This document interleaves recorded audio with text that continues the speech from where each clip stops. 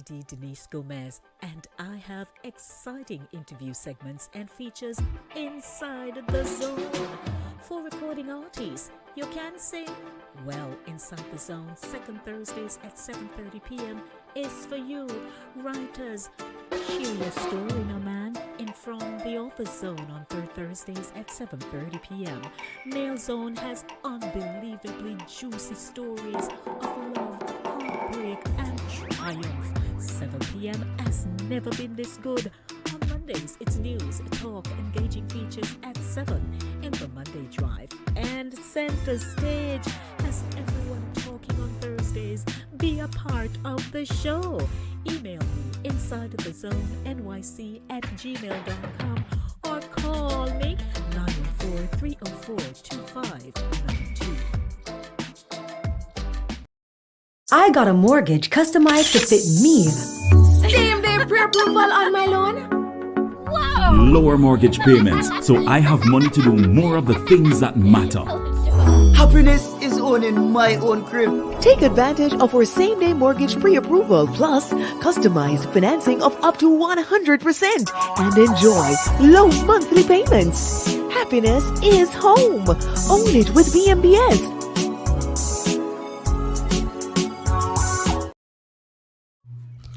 Dr. Donovan and Mrs. Faith Thomas, founders of Choose Life International USA, joins the crew this Saturday, June 17 at 10 a.m. for an enlightening discussion on mental health. Remember that man in the community who we called madman, or the intellectual we saw acting strangely? Yes, with mental health, there are no boundaries. It affects children, teens, young adults, and adults on all levels. Log on to Inside the Zone with Lady D on YouTube. A Satideh Mawnin Runnings. Come, make we talk. Good morning and welcome to another feature of Satideh Mawnin Runnings, aired right here on Saturdays from 10 a.m. to 11:30. I'm your host, Lady D Denise Gomez, producer of Inside the Zone with Lady D. The program is aired on Mondays, 5 p.m. to 7 p.m. and Thursdays, 6 p.m. to 8 p.m. on Linkage Radio in Mount Vernon, New York. It's a pleasure having you here this morning. Don't forget to like, subscribe, and share to YouTube with Lady D. This morning's topic, mental health and you. What a thing, what a thing. It's a good day. It is Saturday. We grew up seeing people just busy doing all kinds of things on Saturday. And it was a time when we would pass by each other's houses. We would say, "Morning, Miss Mary," or "Mass John," and we're greeting each other on a Saturday. While we are greeting each other, there's a mop in we hand, there's a bucket in we hand. There is a hamper that is being straddled on top of a donkey. There is that little picnic who is running behind his mom or his dad or her mom or her dad, either because they got a new shoes or somebody's shoes upon them. Saturday mornings are just great as we know them. As we've gotten older, we've gotten acquired responsibilities. We're now responsible people. And we invariably get a chance to just breathe, sit back, reminisce, and laugh about the good old days, or even to say, what are happening at today's day, yeah? And then we would even look back and say, boy, there are some people that I saw who I thought something was a little odd about them, but nobody never really paid them no mind. Even on a Saturday, as we would be busy doing what we're doing, there are people who would be roaming our streets, talking to themselves. And we as children would either, and you have to be honest now, you either tease the people them, or you hear chattering within your families about Tom or Miss Jen daughter or somebody who they thought something was wrong with. But nobody no one said nothing. And sometimes the families themselves would cool it down a bit. Hush hush thing, because they hear their daughter talking to themselves or something just not seem right. So we're going to be talking about mental health, suicide prevention. Dr. Thomas and Sister Faith will be joining us. And some people might say, boy, how this is something everywhere you go, you hear them talk about it. But every second somebody is being diagnosed with some mental breakdown, something happening to them. And so we just want to say, hey, this platform, we also care about people. We would like to talk about it, have those persons who have the experience and training to handle these kinds of conditions. So once they come into the space, we will just welcome them and we start talking. So girls, how na do? We're doing. I'm hanging in there. On the apple leaf. We're doing a lot of mango. It's mango season, so yeah, that's what I'm doing. You people can't stay there, eat and get fat. I'm eating. No, listen. You don't see me on Facebook jumping up and down and losing the weight and creating my new waistline for the season, for the summer season. Oh yeah, I saw that. Yes. Oh, so now you all have me salivating. With the mango talk, Dr. Thomas. Good morning. Thomas. Morning. Welcome to Satideh Mawnin Runnings. Welcome. Runnings. I hear the runnings there. I remember my Saturday morning, sometime when I wake up and smell the liver and my father cook.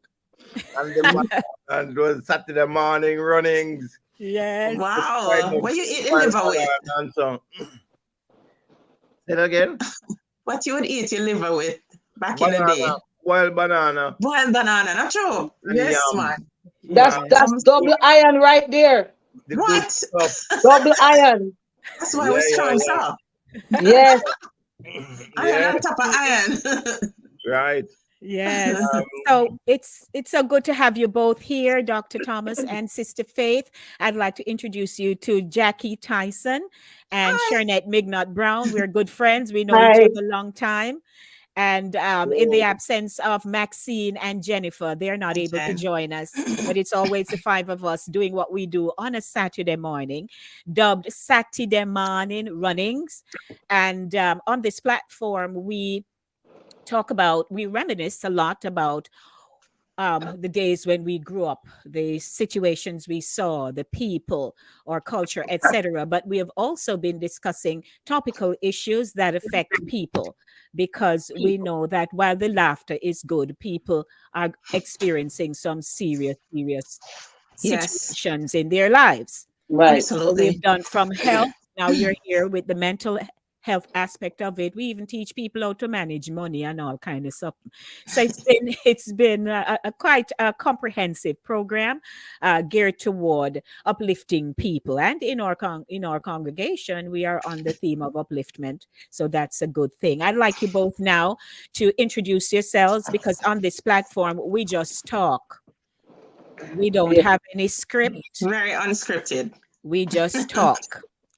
And, share information and bits and pieces of our own experiences. So go ahead, lady and gentlemen.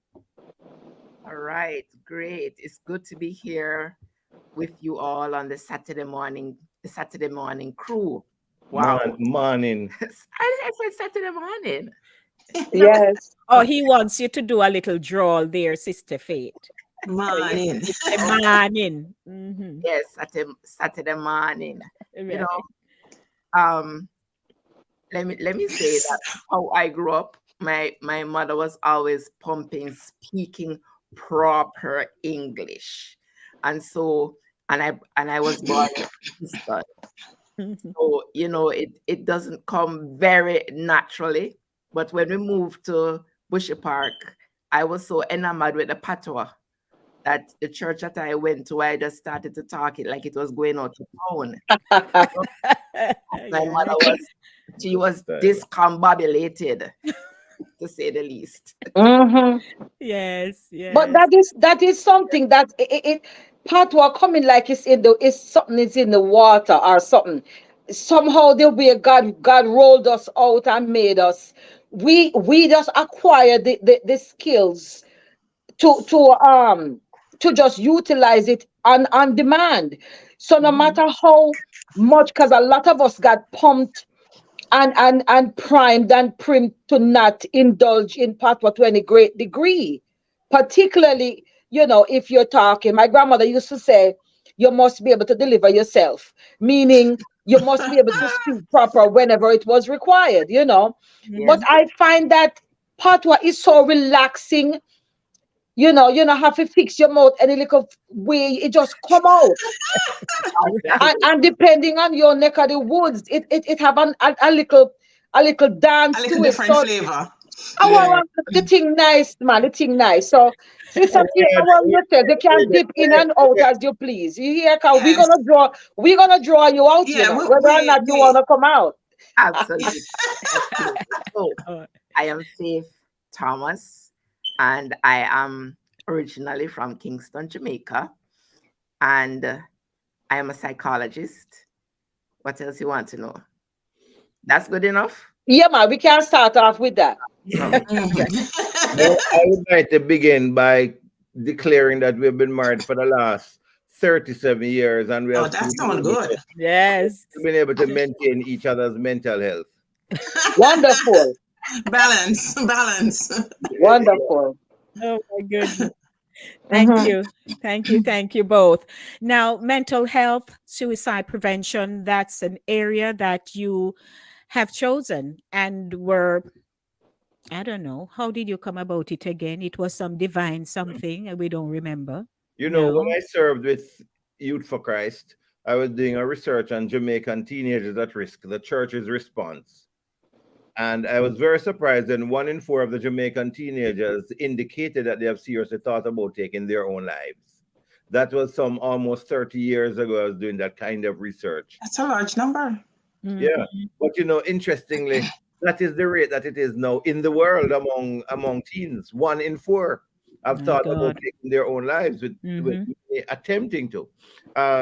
So I said, as a youth worker and as a Christian youth worker, we should find answers. Mhm. And I set out to do the research. I wrote a paper on and pastoral response to teen suicide, and then my doctoral dissertation on confronting suicidal propensity among Jamaican teenagers, which became a book, and then a second edition afterwards. It's the second edition, and really quite a masterpiece. Very important work, especially for times like this. And in that book, I proposed an act of ministry, which is how do we respond to the issue of suicide? And it was a one-day seminar, and we've been doing that for the last 20 odd years. It is now the last seminar we had on World Suicide Prevention, just before World Suicide Prevention Day last year. We had over 2,000 people from 15 different nations participating.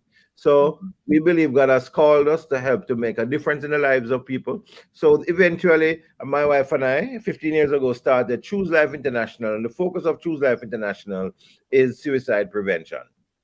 And then Faith is her training is in psychology, so we complement each other in doing that. She's able to deal with a wider span of mental health issues. I am my specialist area is suicide prevention. And interestingly, our two sons, medical doctors. One is in training as a psychiatrist, and the other one works as medical officer in the medical in psychiatry. In psychiatry at 2 leading hospitals in Jamaica.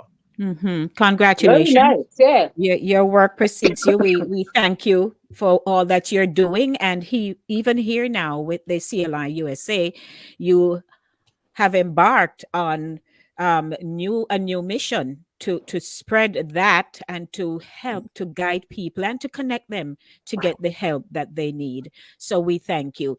In the script, if you notice, I mentioned about, like that madman term that we used when we see people in our communities who were clearly having some kind of a mental health issue going on.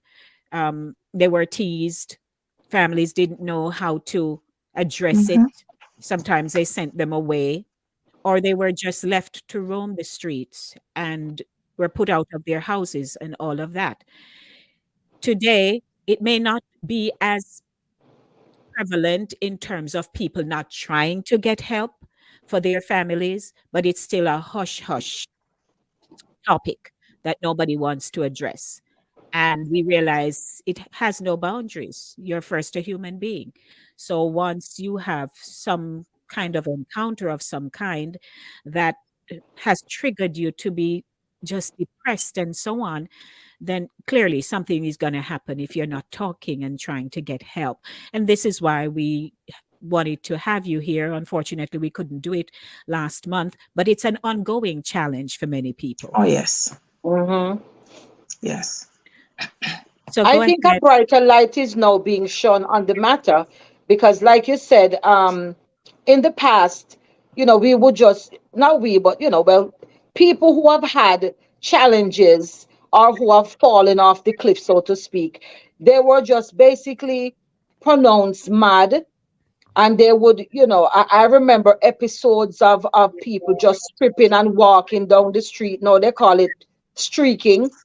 They would just do a streak down the street and, they would be caught and held and, some kind of, I remember some shock therapy. I was a child, so I would know what that entails.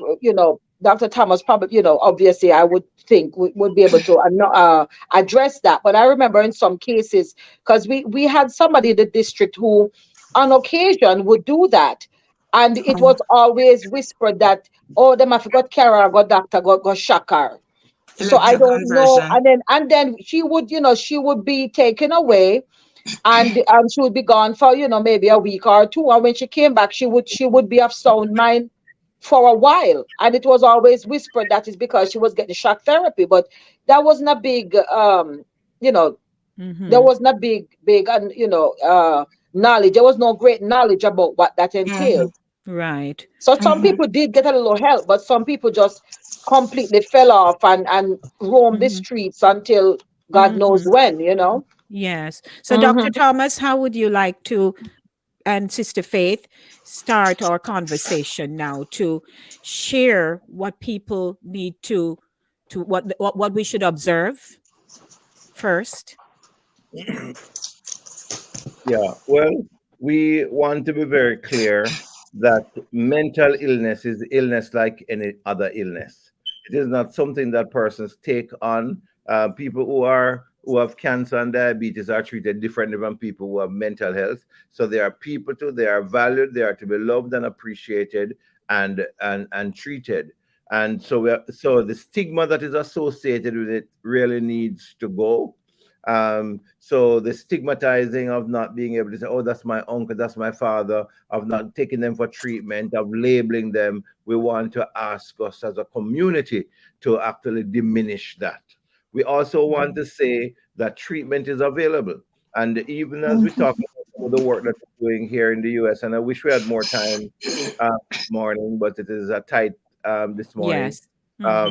We are doing the training on suicide prevention, which is coming up, and I'm certain, Lady D, you'll share the information. But we're saying training is available to be able to identify those signs of those at risk of suicide and to be able to provide help. The training is going to be Saturday the 24th. Of June. Talking about what is suicide, cause of suicide, signs of vulnerability, and most importantly, intervention strategies. Right. And we're saying suicide prevention is an opportunity for transformation. So when we intervene in the lives of people, we are at the cusp of helping people to be able to experience transformation. And sometimes even households are transformed when we intervene. So that is an expression of mental health. Over 90% of those who complete suicide are people who suffer from mental health issues. Over 60%, about 65% suffer from depression.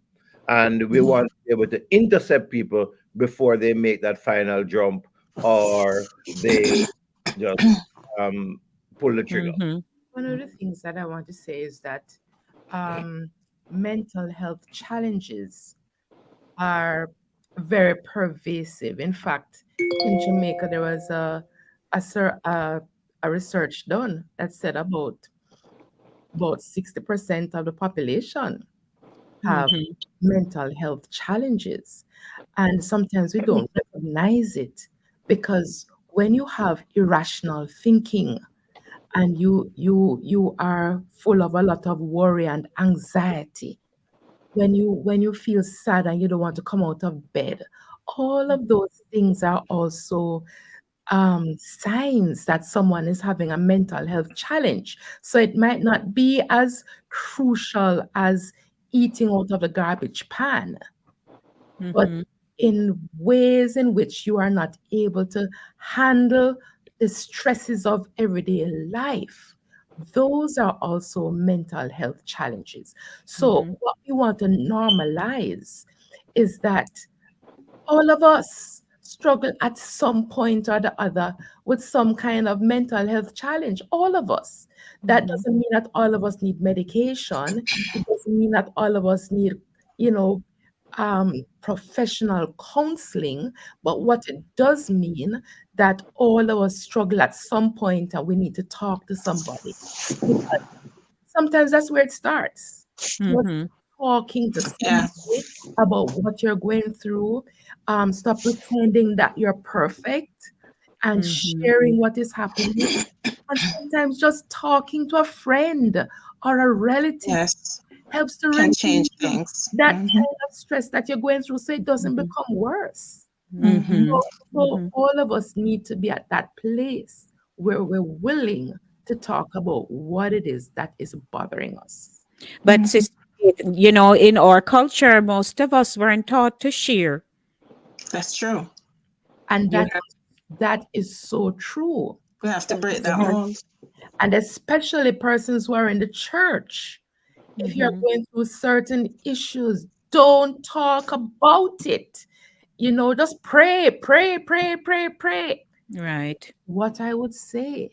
Sorry, and there's a place of prayer. What I would say is that the scriptures say in James 5, is it James 5 verse 17 or 16? Confess your faults one to another and pray one for another that you may be healed. That's James 5, 16 and 17. So there is a place for confession. There is a place for talking about what you're going through. And even when you look at unforgiveness, things like unforgiveness and bitterness and malice and all of those things sour the soul. Those things cause all kinds of physical and mental issues. So one of the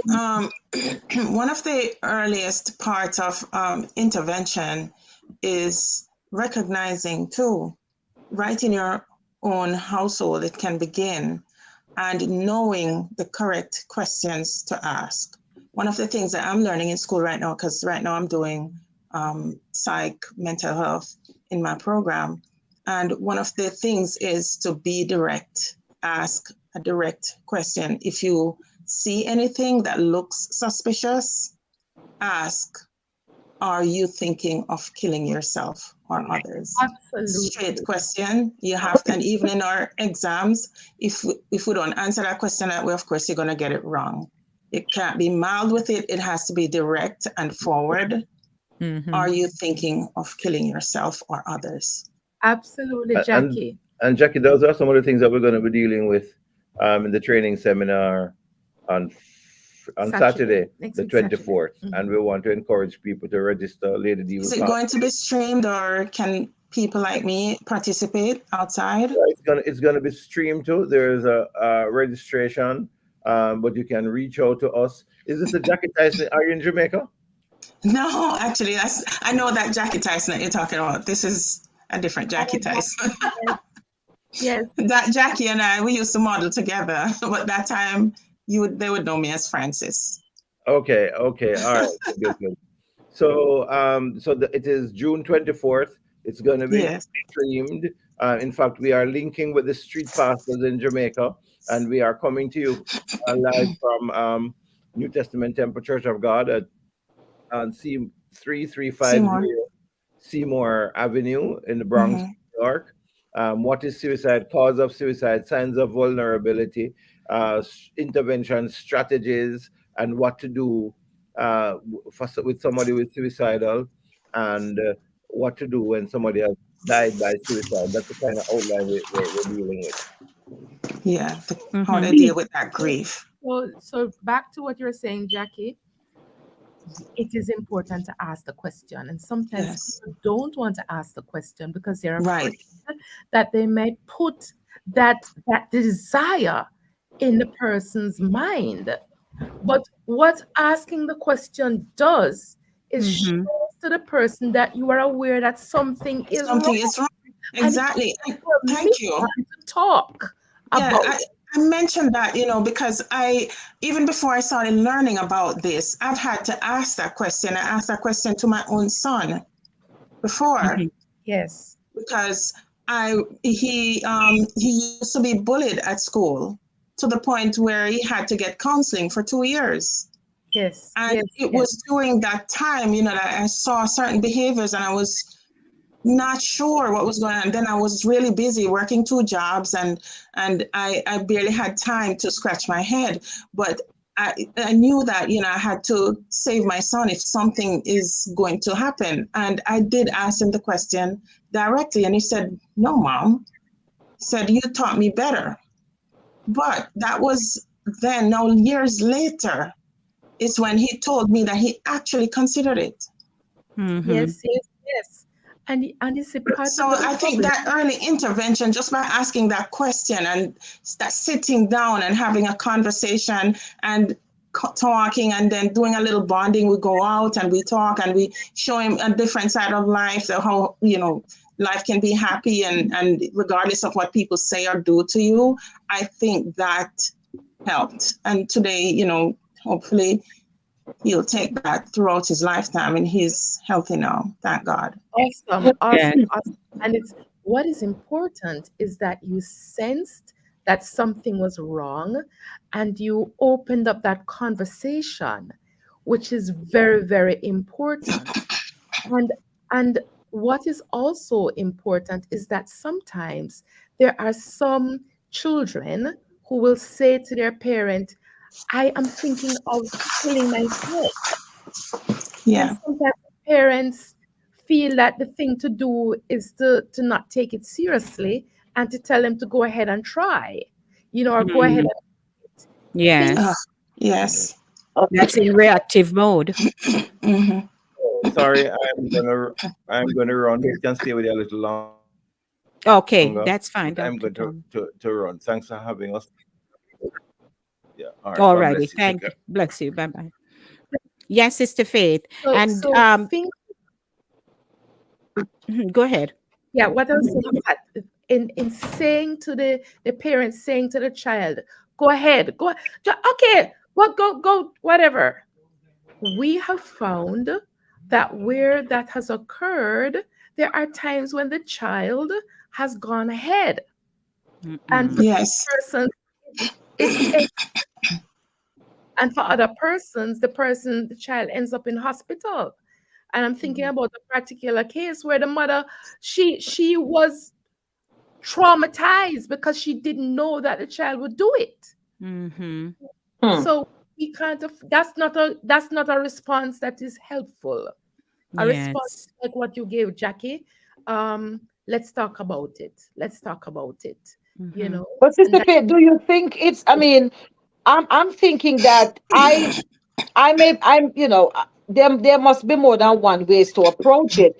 But as a person who does not have a medical background, I would think that I would more, if it's a family member or a close friend that I'm observing certain behaviors with, or that they're exhibiting certain traits and whatever that's out of the norm.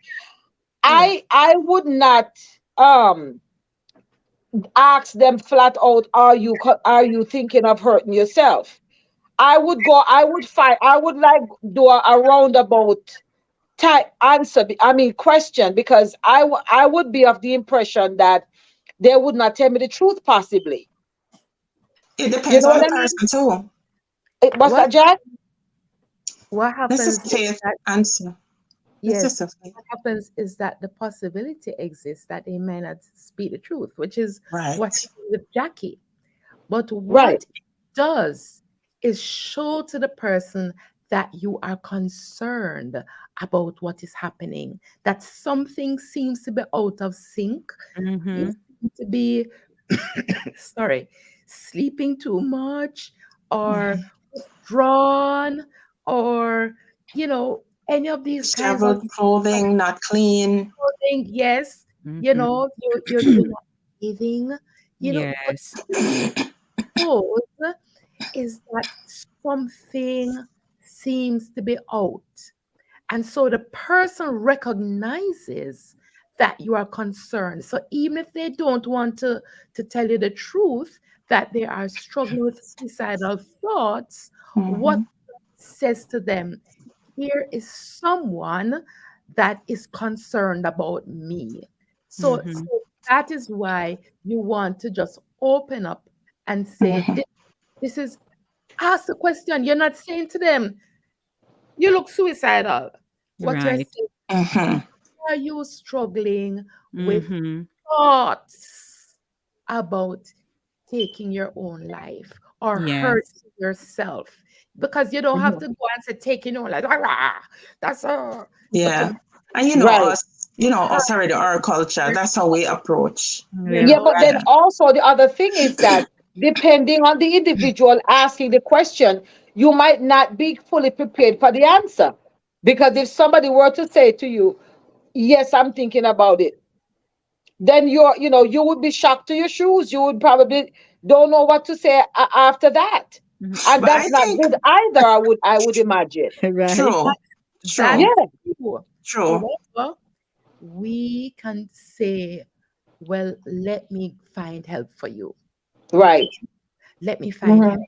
Mm-hmm. You Mhm. Mm-hmm. struggling. I can't deal with this. I don't know how to deal with this, but let Mhm. me find help for you. And so that is where the person feels support, because when someone is struggling with mental health issues, the fact that there is support is a big Big deal. deal. Yes. Yes. Okay, because they Yes. feel they're on their own. Nobody Mhm. cares, nobody understands all of those irrational thoughts go on Mhm. in your mind. No, I am Mm-hmm. own and I can't bear this. I can't bear this. So just Yes. opening up a conversation Mhm. provides some amount of hope that Yes. someone who is concerned. And the more people hear people who are going through this and are afraid to speak up, I believe the more they hear conversations like this, or they're hearing other people's stories, at some point they start to consider it that maybe I should get help. They may not be as bold enough initially to say it, but after a while it starts to sink in. There is help for you. There is help for you. Come. But if they are isolated, because I think that a lot of people who they have not built um, friendships a lot Mm-hmm. with people, Mm-hmm. and Mm-hmm. they're often on their more often alone than they really should be, they're the ones you find who will just regress. They just lock themselves in. Indeed, because withdrawal, when you find someone starting to withdraw, that's a big red flag. Yeah. Mhm. Something is going on. Right now, I think of a young lady who completed suicide, and she was always somebody who was very um, concerned about others, listening to other people's stories, helping other people, and nobody recognized that something was wrong with her.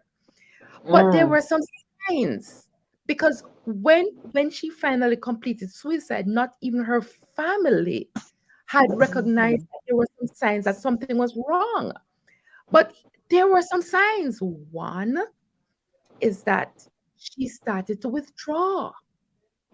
Okay, she would go out, and she would normally be the life of the party, and she's sitting down staring into space. Oh, Something's that's a wrong. flag. Yeah. Okay, the Yeah. other he started posting things on Facebook that spoke. The language was dark. Uh-huh. You know, just the whole tone of it was dark. She was Yeah. not normally that kind of person. Person. Yeah. Yeah, That somebody should have recognized. okay, so so people do these things. People start giving away their things. Yes, All of these especially things of value to them, things sentimental things. Yes. And Yes, all of these things are saying something is wrong. yes. Okay. So we can't just ignore it. We have to ask what's Yeah. happening. I know that you know you are staying to yourself, and this is not usually your pattern. What's happening? Is something happening? Ask ask and if you suspect that they might be depressed, and Mm-hmm. their behavior seems to be ongoing like this, ask, are you contemplating hurting yourself?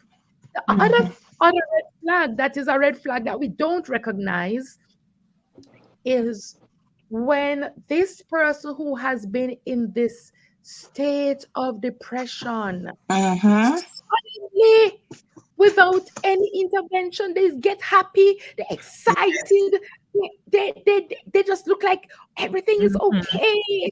In fact, this particular lady that I'm talking about, she went to carnival, and she was having a great time. It's the following day she Wow. comes inside the following day. Yes. So if you Oh. see somebody who is, Yes, looking out of it, and they just continue to look out of it, and yes, then There's suddenly they're extreme. yes. What excited. What has happened one of is the that they have now resolved in their mind that they have a yes. solution, and their Oh, so solution that has is brought on the oh. Listen, that is Shane, what has brought on this this seeming happen. Yes, Mm-hmm.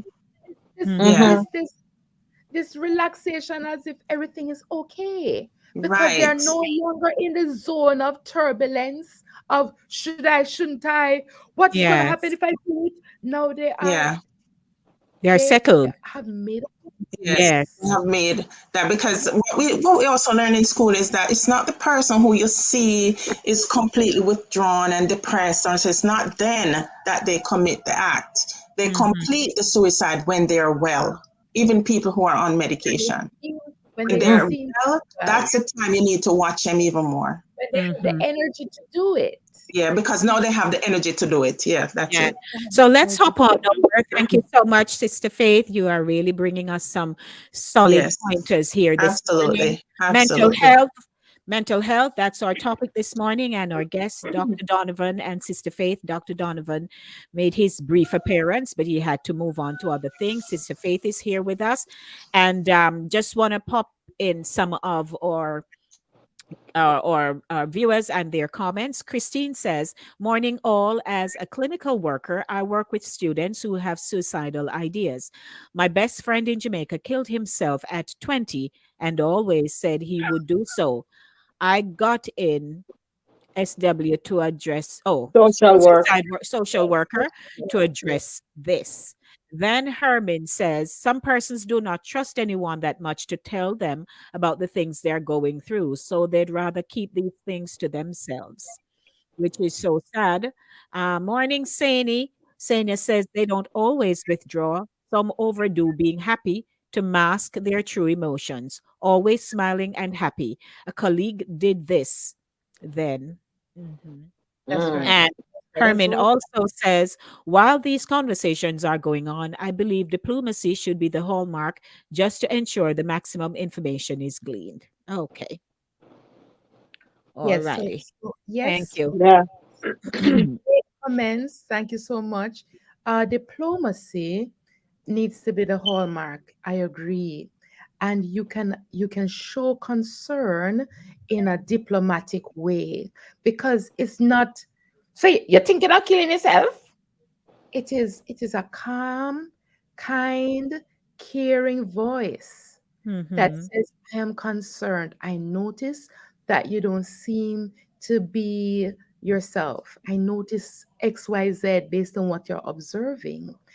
Is what's happening, Mm. and if you're not comfortable talking to me, can I get help for you? I am willing to go with you to talk to somebody, or I'm willing to get someone who can help you. And Mhm. so it's a calm, caring voice. We normally talk about the PINS scale of assessing if someone is at risk. And the PINS by Stephen Lansing, the P is for plan. Does the person have a plan? And so Mhm. that's where the question comes in. Are you thinking of hurting yourself? And we have asked this question from time to time. And Dr. Thomas will tell you about two teenagers who reached out to him. And he asked both of them, are you thinking of killing yourself? And both of them said yes. And so he Wow. asked one of them, what is the plan that you have to do so? And she said, I don't know. I'm gonna think about it. And the Mm. other one said, I have the knife in my hand. Oh God. Mhm. Okay, so obviously the person who has thought through a plan is Mm-hmm. more likely to be closer to the. Yes. Okay, so Mhm. that's the P, and the I is the intensity of the method. Mhm. Okay, what are they planning to use? This one was planning a knife. And what we find is that persons who have methods that are more likely to kill them quickly, like use of a rope or a gun, that Mhm. those what we want to do is to separate them from the implement, from whatever it is that they would use, the method. Okay, so that's the P, the plan. The I is the intensity of the method. The N is the nearness of the method. Do they have it right here? Do they have the Yes. pill? I remember speaking to a young lady on the phone, and she said that she was going to use pills. And I Mm. said to her, I am willing to counsel with you, and I want to encourage you to flush the pills, flush it down the toilet. And Mhm. she did so because you want to separate them from the method. Now, if these pills are pills that they need to take, because sometimes people get other people's pills that might not be in use, Right. okay? Mm-hmm. These pills are pills that are supposed to be antidepressants or whatever not. Can you give those pills to someone who will keep it for you and give you at the appointed time when you are to take it appropriately? All right. So you want to separate them from the method. And the Mhm. S, the big S, capital S, is support. Support. Yes. When people know that they have support, they are more likely to choose to stay alive. And Yes. so that is a pin scale in a nutshell. Mhm. And what we Mhm. always say to persons is that you need to be aware of suicide prevention hotlines that you can call. Yeah. So And what's Right, available? because I was gonna say, if you're a parent or a family member or even a friend, you have no knowledge of the resource because this thing is new to you as well, but you have observed your loved one struggling. And if you were to ask the person, like we have been talking about, are you thinking of hurting yourself? And that person says yes, and you say, okay, let me get some help for you, and you encourage them. Where do you then go? It's sort of like a broad, it's like you're out there, where do you go? What's the best place to go to? Because like here, we can call the suicide hotline. But say somebody in Jamaica, I don't know what resource is available. I don't know, or in any other island, because we have other people from In other Jamaica, places who are watching. there is a suicide prevention hotline in Jamaica, mental health hotline run by the Ministry of Health, and that is 888-639-5433, and it is 888 New Life. That's what it is spelled. Oh, okay. 888 New Life, which is 888-639-5433. That's what it is in Jamaica. So we Okay. need to know what the suicide prevention hotline is based on our local. Okay. Okay. Yeah. All right. So stay with us. We are just so thankful for those of you who are tuning in with us this morning for Satideh Mawnin Runnings. It's mental health, and our guests, Dr. Thomas and Sister Faith. As you can see, Jen and Max, they're not with us this morning. They're out, but they'll be back soon. So stay with us. The show is brought to you by the VM Group. I got a mortgage customized to fit me. Same day pre-approval on my loan. Lower mortgage payments, so I have money to do more of the things that matter. Happiness is owning my own crib. Take advantage of our same-day mortgage pre-approval plus customized financing of up to 100% and enjoy low monthly payments. Happiness is home. Own it with VMBS.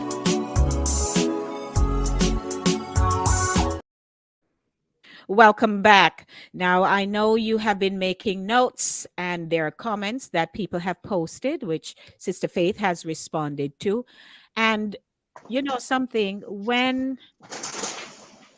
if we have a friend and we realize something is not right, we sometimes want to spend time to observe, and the observation can run a little too long, because we don't want to say to them what's going on. We don't want to ask the question, but we will say to somebody else that I notice Mary is not talking to me like she used to. She's a little more agitated than usual. It's out of the norm, but we don't want to say to her. And we make it run as long as we can. We may call and do the check-in, and ask the how you do question, but we don't want to say, hey, I've been noticing. Right. Yeah, because sometimes the person too can put the best outside and endure the conversation, but after the conversation, they're still where they were before. Mentally, that is. Right. Yeah. And sometimes the person who is experiencing that, they themselves have probably a little aggressive personality, and then the person who notices may find it a little bit hard to approach them because they're gonna go off. That's why it's good to find someone who you think could speak to them on your behalf, not or just try to find out what is going on instead of asking them what's wrong with you. That's not the question to ask. Yeah, that's not gonna. Yeah, that kind of approach is not gonna. No, that's not the question to ask. It's not gonna get them to open up. Open-ended question, so they can. Yeah, but unfortunately, that's how the approach is made. Unfortunately, because it's a taboo. It's a taboo thing. It's for family from persons with family members who have the diagnosis. It's swept under the rug a lot of times because it's never happened in the family before, or it's looked upon as a degrading type of thing. And they can't let other people know, and so the person either suffers silently, because some people don't really hurt themselves. They might end up hurting each other, or they may end up what we would call, back in the day we would say, somebody's silent mad. That was a Yeah. term that was We used. can't That was the forget silent too, mad. right? And we can't too that cultures, different cultures. We're not talking only about our cultures. Certain cultures, it's not accepted. Mental Right. health is not accepted. In Yeah, the yeah. Asian culture, it's not an easy thing to tell somebody or a family that their family member is has mental illness because it's not really readily accepted. Yeah, mentioning, like Asian culture, it is also important to understand how different cultures deal with Yes, mental illness. Because Yeah. for some cultures, it comes out in physical ailments. Mm-hmm. Person is complaining of a lot of physical ailments, but when they go to get tested, even in the Jamaican and the Caribbean and the Black American culture, you can see it occurring in this way too, because stress-related illnesses and depression also has a physical aspect where somatic, Yeah. where somatic. Yeah. they're always complaining, not feeling well. They need to go to the doctor, and anxiety too. They need to go to the doctor. Yes, They're testing this and testing that and testing that, and everything is coming back negative. clear, somatic. Mm-hmm. Yeah. It's somatic. So when one sees that happening to one's family member or one's friend, you have to think that something psychological is going on. And we have to try and normalize it. We have to say to others, guess what? You know that a lot of persons are suffering from anxiety and a lot of persons are suffering from depression. It's not you alone. And Mm-hmm. Right. person to understand that, Oh yeah, because that's the thing. The person might feel is that they're all alone. right, Yes. it's not you alone. Mm-hmm. Mm-hmm. This is something that is happening, and especially after COVID, I think I think after COVID has been good in that respect, in that Mm-hmm. people are now more willing to talk about mental health struggles now since COVID, Yes. because it's like everybody has come out of the woodwork and Yes. it's something is wrong with me. I'm anxious, and they're putting a name to Yes. it. Name to it. Yes. Yeah, You know, yeah. Yes. And I guess the signs are now more readily what's the word I'm looking for here? Recognized. Recognize. Visible. Because Yeah. for persons who have mysterious aches and pains and sleeping endlessly and other things, right, possibly they themselves or the persons around may attribute that to something else other than mental. Mm-hmm. So absolutely, no, it's a matter of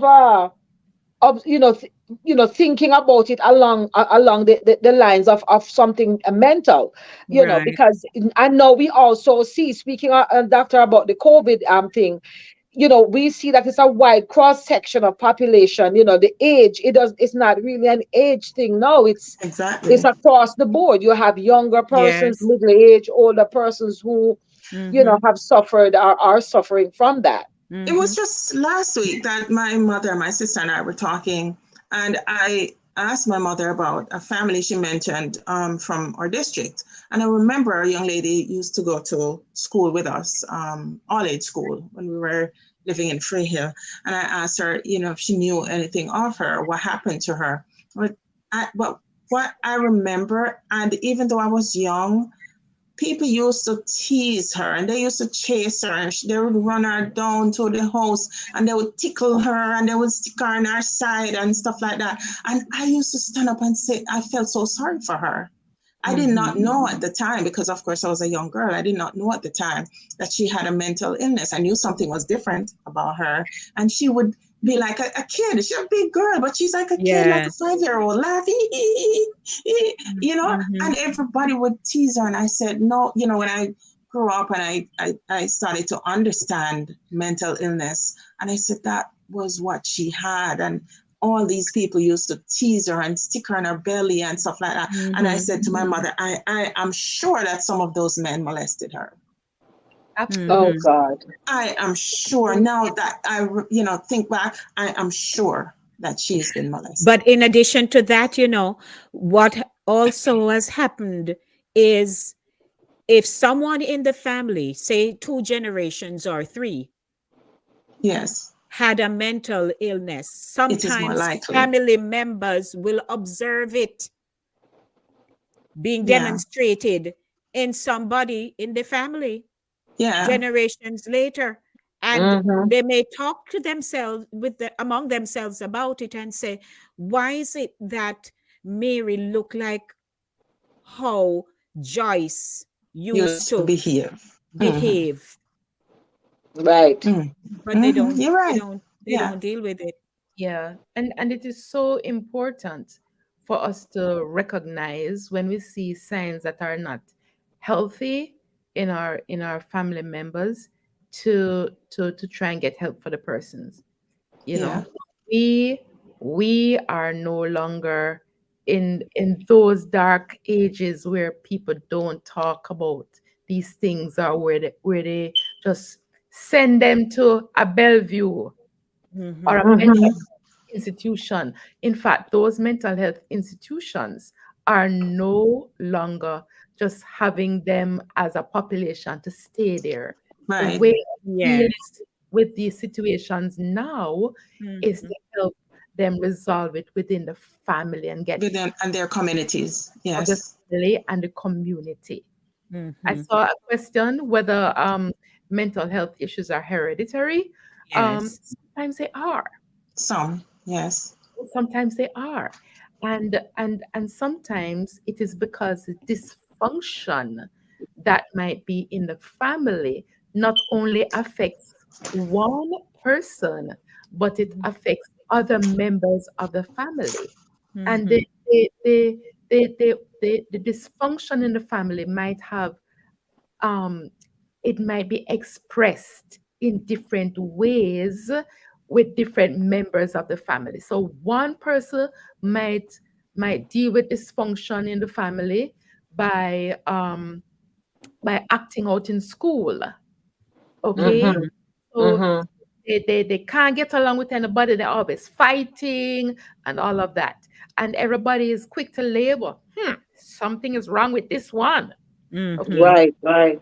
Another person might deal with the dysfunction by becoming very focused on schoolwork. Yes. Oh, wow. So it's a coping mechanism. Yeah. Achieving beyond measure. That person becomes the president of the student council, or the head girl or head boy, and straight A's and all of that. That is their coping mechanism. Yeah, and coping mechanism. Nobody recognizes that that person needs help too. Because when that person starts to act out is usually by the time they're in their 20s. And nobody realized that something was wrong.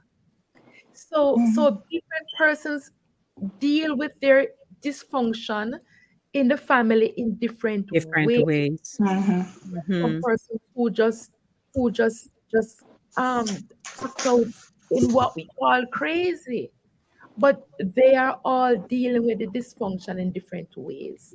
And so it is important, once there is some kind of known dysfunction in the family, let us talk even as simple as divorce. Divorce in the family. Yes. The children need some form of intervention, no matter how long it is or how short it is. They need an intervention because they might not cope with it well. And then it leads to all kinds of other dysfunction in their lives. And especially if their parents were what they once saw their parents really loving each other and caring for each other, and then something suddenly disruption comes. Yes. And separation. Yes. Yes. Definitely. So whenever there is any kind of grief or prolonged grief, we need to get help for those persons. Don't just take it lightly.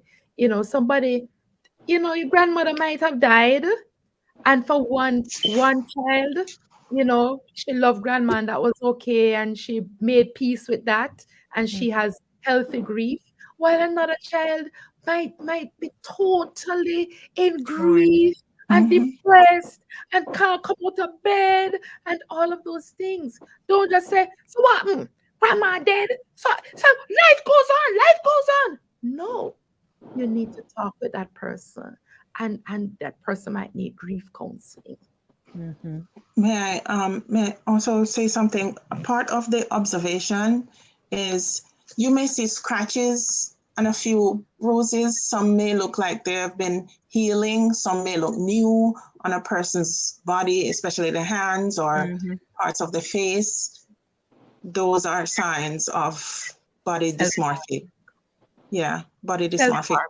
self-harm. Yes, self-harm. And it's a part of mental illness. Yes, but that also is a way that some people try to cope. So what happens is that they might be going through a lot of emotional pain, and they try to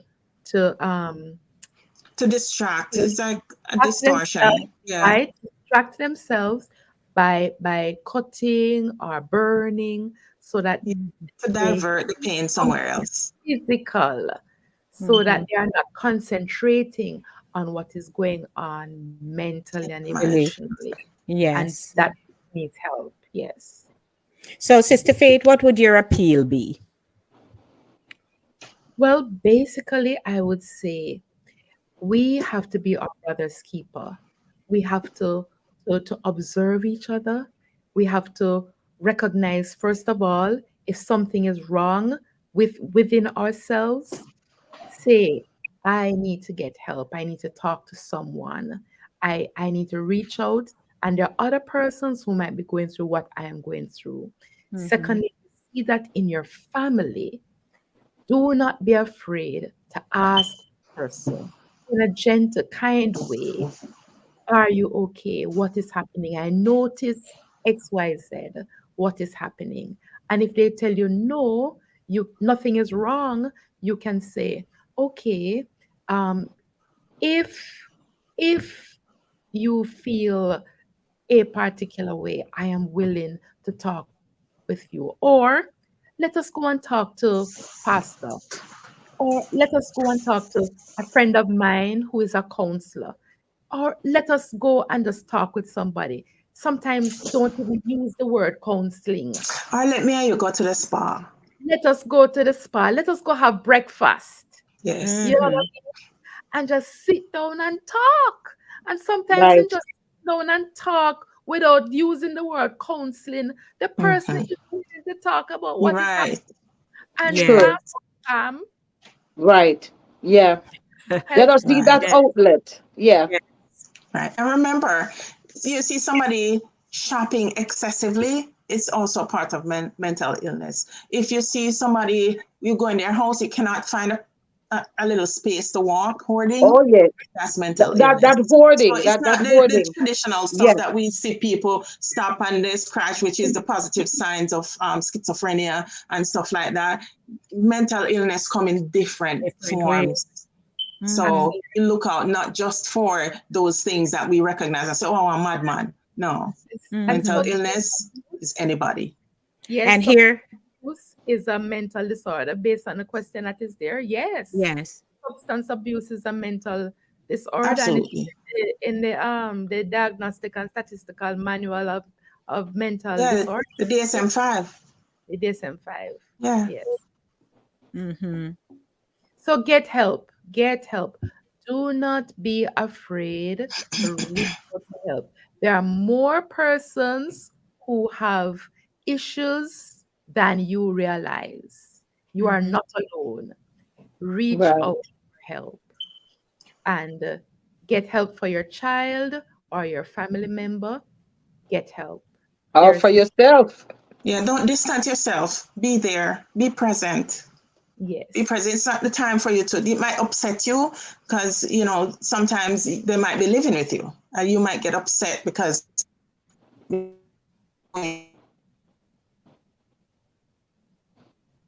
or the things that you want them to do or whatever, but that's not the time to distance yourself. Right. Just last a little. Distance yourself. Reach out for help. Yeah. Help is available. Yeah. You're not alone. When I say don't distance yourself, I mean the person observing. Don't distance yourself from the person who's experiencing those symptoms.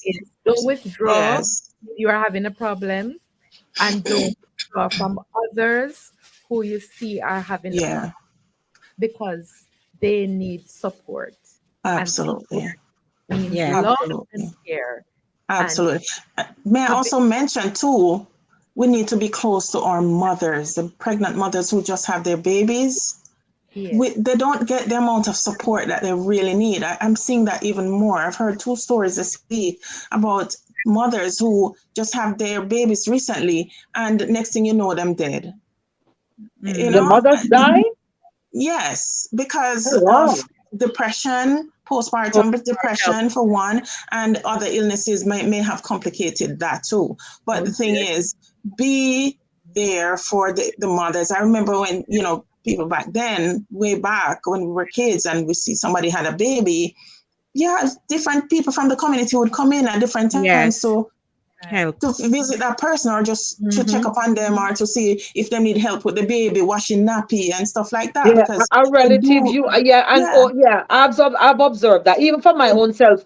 A cousin of mine, we were raised together. She actually moved in with me for like the first 2 weeks, and she would just help me. Yeah. Because it does get overwhelming. I would say is listen. It does. Listen more than talk. Sometimes somebody is going through something, you just talk, and you don't give them a chance to share what is happening. Right. And ask questions that invite them to talk. Open-ended questions. Open-ended questions, yes. Yes, ma'am. And Really so, Sister good. Faith, we're going to wrap up in a few, but just to remind them about this event coming up on Saturday. Yes. So, Dr. Thomas, you're back. Tell them about the event. Hi. Just in time. Yes. This is going to be a training event. It is really empowering people to be able to intervene in situations that could lead to suicide, the suicide prevention. We want to be able to have people learn about the signs of those at risk. We want to help to empower them to know what strategies that they can employ, and we want to help them to know just how to conduct themselves around people who are suicidal, and how to help to move them from suicidal to the transformation that we want to see in the lives of people. Very important in these times. 700,000 people die by suicide every year, and we want to change that. My God. It's going to be at the Face-to-Face at New Testament Temple Church of God, 3350 Seymour Avenue. We need to register before. It starts at 10 o'clock and goes to until 1 o'clock. But we are also serving breakfast at 9:30 and lunch at 1 o'clock. So we have the option of persons coming early and getting breakfast with us. We'll also be streaming on a private link. We ask you to connect with us. There's a number you can get, 8347-833-2444. We ask you to register on you can connect with us. There's a Zelle account that people can send their funds to, CLIUSA2018@gmail.com. And there's a Spur Open account on our flyer too, which we can circulate. We ask you to do your best. And I'm certain Lady D has more contact information. It's $30 that covers that day's activity. There's a registration form. Send us an email so that we can send a registration form, or Lady D has other ways of getting it out to you. Post it on our website, etc. Registration is important because we're preparing food ahead of time. That's right. Face-to-face. That's for the face-to-face. But remember, if you can't make it face-to-face, you can register and go through the seminar. That's right. Well, we certainly had a great conversation this morning. We will wrap up a little earlier because I have to get over for meeting. Fun in the Sun is coming up on August 5, right here in the Bronx at the Astor Little League baseball field, right by 2701 Bruner Avenue. And there are two entrances, one by Gun Hill and one on Bruner. So we've been over the field working out our logistics, and there's a lot that goes on behind the scenes that some people really Where's don't that, know. Lady D? Right near Home Depot. Oh, where the golf course used to be? Mm-hmm. That little golf course? Oh, okay. Well, there are two sides. We got the two sides. Oh, so we have wow. more space to accommodate a lot of Awesome. things. So we are working on that, sending out, the usual. Flyer is coming out this week. I had the mock-up done, so we're going to have that by the latest Tuesday. We'll be able to have flyers blasted out on social media and to hand out to people and to get exhibitors to come and display their products and services, and persons who are interested in coming out to be a part of the Healthy Village, because usually we have the mobile trucks that come in. So we have the Healthy Village. The Children's Village is also a featured attraction. And we have a lot of activities for children. So you can take your children. What we do ask parents is not to take your children and drop them off and leave them. You have to be there. You can't. We don't offer that service of babysitting.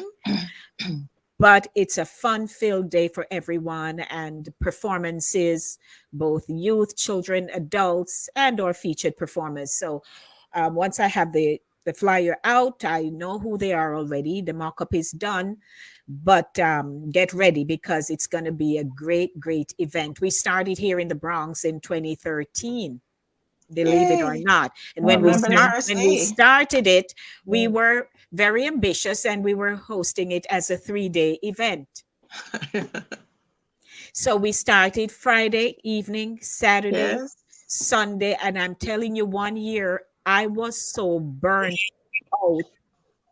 I had to go to church after the Saturday. I had to sleep and then return for 4 o'clock the Sunday evening. That's how we're at St. Philip and James. St. Philip and James. It's a lot of work. It's a whole heap of work. I'm telling you. So we're encouraging persons to get that on your calendar, August 5, and we will start from 10 a.m. to 9 p.m. The performances will start by about, say, 3:30 with the pre-stage, and then we have main stage. So we want you to come out and just enjoy the day with us. Ensure, though, unlike Evander Child's football field, this one is strictly the Lord's grass with dirt. All right. So it's more. We utilize the appropriate footwear. Thank you. Right. So you're not feeling that padded and cushioned feel this year. So make sure you wear comfortable shoes. Walk with your hat or your umbrella. What I do, I wear my Fun in the Sun t-shirt with a cool long sleeve shirt underneath to protect me from the sun. So wear your visors, whatever you need to do. But they're telling you, we were over there on Tuesday and my little bit of hair couldn't manage the heat. Already. Wow. Oh my goodness. I'm just putting it out there. Dress properly and walk with your folding chairs because it's a standing event. But people come and stand up for the whole day and they're fine. But it's going to be great. So please support. And also coming this Sunday, the 25th, the Good Neighbors Community Outreach Agency, the Clothing Network, under that program will be having their boat ride. We started out at the fashion show. We started out with the fashion show in the parking lot. Jackie was a part of it and teaching the models how to step. But, Sunday will be fashion show. So we'll be leaving from the World's Fair Marina, one World's Fair Marina, and we'll be sailing on the Paddle Queen. We leave from 6 and return at 10. So Sounds like a grand time. It's an all-white affair, so come. Well, why not? And have a good time. The tickets are 60. So sorry, I won't be there. I know, but it's great. So thank you both for joining us this morning. And before you go, we want to send a special shout out to our fathers for Father's Day tomorrow. Oh, yes. Almost forget. Oh, my. Happy Father's Day to all you wonderful dads and stepdads and granddads. Dr. Thomas. It's a Dr. Thomas choice. Dr. Thomas, happy Father's Day. Yes, happy Father's Day. And here's a question from Cheryl Johnson, lady. Can you quickly address that possibly with the doctor? Cheryl Johnson had a comment about preventing. That's Pastor Glad's wife, Sister Cheryl. Morning, Mrs. J. Come to the seminar. In a nutshell, okay. See you at the seminar, Mrs. J. Next week, Saturday. All right. Call us 347-833-2444. And we will send you the registration. Or just get in touch with Lady D. She has all the information. That's right. All right. All righty. Well, thank you both for joining us this morning. And we're looking forward to great conversations in the future. There are so many things that we do to help our community. Morning, Mrs. J. To help our community. And here Charles is saying, love the program, learned a lot today. Thank you. And Herman says, very informative. And, we aim to really uplift our community and do what we do here on this platform called Satideh Mawnin Runnings. Thank you both. So ladies, we're going to say our bye-byes now because a lot to do and I have to to go over to the church. But thank you all for tuning in with us this morning, and we'll see you next week for Satideh Mawnin Runnings at 10. All right. Enjoy your weekend, everybody. Ta-ta. We're out. I got a mortgage customized to fit me. Same-day pre-approval on my loan. Wow! Lower mortgage payments, so I have money to do more of the things that matter. Happiness is owning my own crib. Take advantage of our same-day mortgage pre-approval plus customized financing of up to 100% and enjoy low monthly payments. Happiness is home. Own it with VMBS.